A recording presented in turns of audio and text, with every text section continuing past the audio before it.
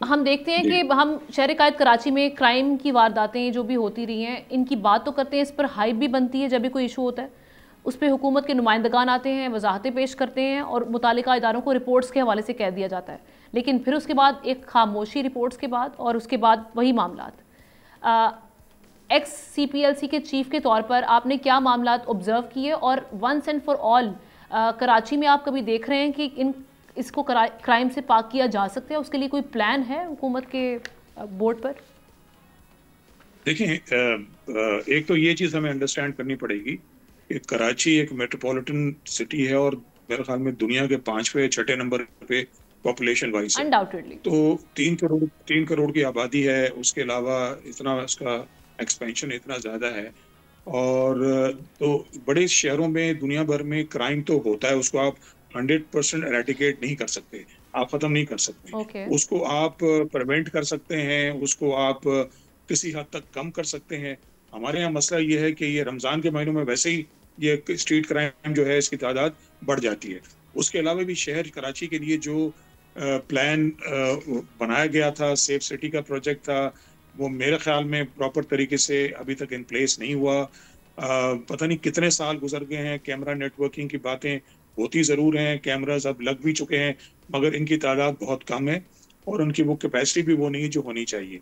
इसके साथ साथ जो क्रिमिनल स्ट्रीट क्रिमिनल के हवाले से जब हम बात कर रहे हैं, जिसमें स्नैचिंग है, गाड़ियों की स्नैचिंग है, मोबाइल स्नैचिंग है, उसके अलावा आपकी मोटरसाइकिल की चोरी है, गाड़ियों की चोरी है, घरों में डकैती हो रही है, बैंक रॉबरीज हो रही है, ATM मशीन्स के बाहर जो है वहां पर वारदातें होती हैं। और जिस तरह आपने खुद कहा कि बहुत सारी कीमती जानें भी गई हैं इसमें। तो ज़ाहिर है ये इसको आप कंट्रोल या प्रिवेंट किसी हद तक कर सकते हैं, और वो वो आपकी काम बात जो है बिल्कुल ज़ाहिर है ठीक वो है। पुलिस का काम है। Sorry to interrupt you Sharfuddin साहब, लेकिन जब हम रमज़ान मुबारक की महीने की बात करें, आप कह रहे हैं कि इसमें वारदातें बढ़ जाती हैं। तो अगर हमें पता जी है कि बिल्कुल। ऐसे मंथ्स आते हैं जिसमें हम रमज़ान मुबारक का महीना कहते हैं या मुहर्रम के कुछ अयाम होते हैं, इनके लिए पहले से प्री प्लान्ड इश्यूज़ को देखते हुए तैयारियां क्यों नहीं की जाती? प्रेपरेशंस वैसी क्यों नहीं होती? इस्तदादकार पुलिस की बढ़ाई जा सकती है, रिसोर्सेज बढ़ाए जा सकते हैं, ख़ास तौर पे इन मंथ्स के लिए। तो उस देखिए, एक मैं बड़े माजरत के साथ मुझे कहना पड़ता है कि हमारे यहाँ मसला ये है कि जो नफरी अभी बढ़ाई भी गई है, मेरे ख्याल में 10,000 के करीब बहुत बड़े हैं। ठीक मगर है। इशू ये है कि यहाँ जो VIP ड्यूटीज जो हैं, जितने आपके सियासतदान हों या इसके बाद दूसरे जो बड़े बड़े लोग हैं, जो इन्फ्लुएंशियल लोग हैं, वो अपने घरों के बाहर जो है ये मोबाइलें खड़ी कर देते हैं, उनके साथ मोबाइलें भी चलती हैं। तो ये जितने पुलिस की जो नफरी इंडक्ट होती है, आधे से ज्यादा वो जो है उनकी अपने VIP पर्क्स एंड ड्यूटीज में लग प्रिविलेजेस जाती के है। लिए एंजॉय किया तो जा रहा था। ग्राउंड के ऊपर अगर आपकी जो पोजीशन है, तो करना तो ये चाहिए, जो नफरी आपने एनहांस की है उसको ग्राउंड के ऊपर लेकर आए। उसके साथ साथ आपको दुनिया भर में कम्युनिटी पुलिसिंग का कॉन्सेप्ट है, ओके। हमारे यहाँ ये कॉन्सेप्ट मेरे ख्याल में बहुत कम है। CPLC एक बना था इदारा जो अभी भी मौजूद है, जिसने बहुत बड़ा रोल प्ले किया था किडनैपिंग को खत्म करने के लिए, स्ट्रीट बिल्कुल। क्राइम को खत्म करने के लिए और जनरली क्राइम को खत्म करने के लिए। अब अगर आप देखेंगे तो यहाँ पर एक बहुत बड़ा गैप है आम शहरी में और पुलिस के दरमियान। तो उसको गैप को पूर्ण तो करने फिर के लिए ऐसा क्या कम्युनिटी हुआ कि पुलिसिंग जो हम का आपने अभी बात की कि CPLC का जो पहले किरदार है माजी में, वो उससे बड़ा इस्तेफादा किया गया था, अब CPLC के किरदार को आप कैसे देखते हैं और उसकी वजह क्या देखते हैं कि वो उस तरह से मुतहरिक नहीं हो पा रहा? मैं देखिए, मैं क्रिटिसाइज उनको नहीं करना चाहता हूँ, हमारी बनाई हुई तंजीम है और उसमें हमारे लोग हैं जो कि अभी भी वो चला रहे हैं उसको। मगर अब वो जो कनेक्शन है ना, मैं ये समझता हूँ कि वो ब्रेक हो गया है। पहले CPLC जो थी वो गवर्नर के अंडर में थी, तो उसकी एक रोल बड़ा इंडिपेंडेंट रोल था। अब आपने उसको भी किसी हद तक जो है वो गवर्नर से हटाकर, तो उसकी जो इंडिपेंडेंस थी उसको आपने डैमेज कर दिया है। तो वो जो CPLC ऑटोनोमस बॉडी थी, जिसका इंप्रेशन ये था, लोग हमारे दफ्तरों में जाते थे, FIR रजिस्टर्ड कराने आते थे, कंप्लेंट्स करने आते थे, अभी भी लोग मुझसे भी रब्ता करते हैं। आई एम श्योर हमारे जो पुराने चीफ हैं जमील यूसुफ या अहमद चुनाव, इनसे भी रब्ते करते होंगे।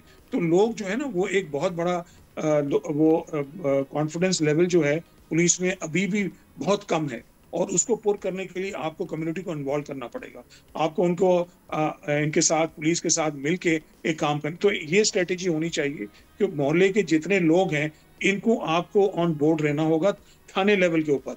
अगर वो थाने लेवल पे आप लेंगे, तो वो फिर आप जो इलाके जो हम जो हाई प्रोफाइल इलाके हैं जहाँ पर क्राइम ज्यादा हो रहा पॉलिसी के है, तो निजाम वो के लोग साथ जो वहाँ साथ पर रहते हमें हैं, जुडिशल रिफॉर्म्स भी करनी पड़ेंगी, जुडिशल सिस्टम को भी बहुत बिल्कुल वो बेहतर करना मैं उस पर भी आ रहा हूँ, जी। उस पर भी बोलना चाहूंगा। जुडिशियल रिफॉर्म्स में आप जब ये क्रिमिनल पकड़े भी जाते हैं, अब ये क्रिमिनल पकड़े गए, इसको सजाएं तो उनको मिलती नहीं है। 5% 3% या इतनी, अब 5-10%, 10% तो बहुत आगे है, 5% से भी ज्यादा नहीं है। तो अगर ये अगर हो निजाम हो जिसके अंदर क्रिमिनल पकड़ा जाए और उसको सजा न मिले, तो उसको अगर खौफ ही नहीं है कि मैं पकड़ा जाऊंगा सजा मिलेगी, तो वो किस तरह के वो दोबारा वो कुछ दिनों के बाद दोबारा रोड पे आ जाता है, दोबारा वो फोन स्नैचिंग भी कर रहा होता है, दोबारा वो गाड़ियों की चोरी भी कर रहा होता है। तो यहाँ पर ये निजाम को, आपको इंफ्रास्ट्रक्चर को, इसमें प्रोसिक्यूशन को भी स्ट्रॉन्ग करना है, इन्वेस्टिगेशन को भी स्ट्रॉन्ग करना है, और उसके साथ साथ आपको सजाओं का जो कन्विक्शन जो है उसको भी आपको बेहतर करना होगा। तो जब तक ये सजा का जो निजाम है ये प्रॉपर तरीके से प्लेस नहीं होगा, तो आप ये क्राइम को कंट्रोल नहीं कर सकते हैं। तो जिस बड़े बड़े मॉडर्न कंट्रीज में, उसमें यही होता है कि जो क्राइम होता है, अगर वो क्रिमिनल पकड़ा जाए तो उसको सजा मिलती है।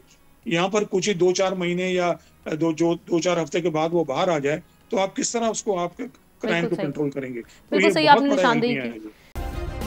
सब्सक्राइब करें और बेल दबाएं ताकि कोई खबर रह न जाए।